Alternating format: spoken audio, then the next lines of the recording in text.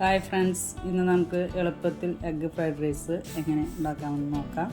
അതിലേക്ക് ആവശ്യമുള്ള സാധനങ്ങൾ: സവോള, ക്യാരറ്റ്, ക്യാപ്സിക്കം, ബീൻസ്, ചെറുനാരങ്ങ, കാബേജ്, 5 മുട്ട, സൺഫ്ലവർ ഓയിൽ, വേപ്പില.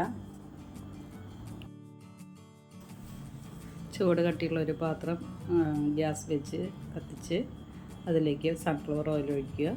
ചൂടായതിന് ശേഷം സവാള ഇട്ട് നന്നായി വഴറ്റുക.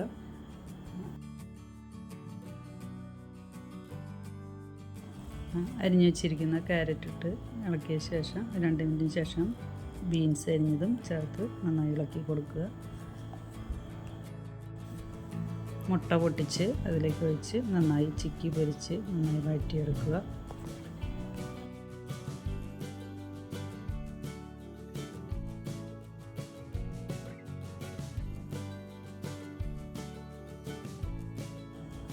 മുട്ട നന്നായി ചിക്കി പൊരിച്ചതിന് ശേഷം കാബേജ് ചേർത്ത് നന്നായി ഇളക്കി കൊടുക്കുക.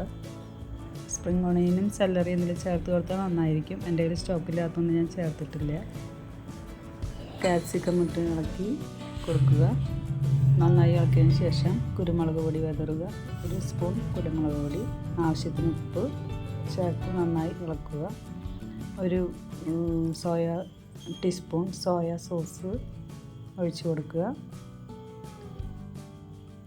ശേഷം ടൊമാറ്റോ സോസ് ഒഴിച്ച് കൊടുത്ത് നന്നായി ഇളക്കുക.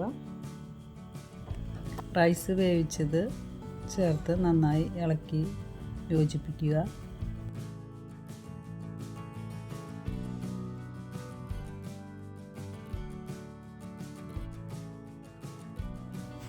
വേവിച്ച ചോറ് മുഴുവൻ ചേർത്ത് കൊടുത്ത് ചെറുനാരങ്ങ നീര് ഒഴിച്ച് നന്നായി ഇളക്കിയതിന് ശേഷം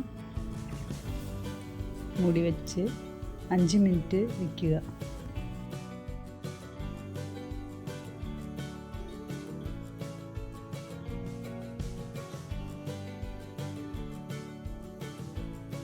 അങ്ങനെ നമ്മുടെ സ്വാദിഷ്ടമായ എഗ്ഗ് ഫ്രൈഡ് റൈസ് റെഡി ആയിരിക്കുകയാണ്. എല്ലാവരും ഒന്ന് ട്രൈ ചെയ്ത് നോക്കൂ. Thank you.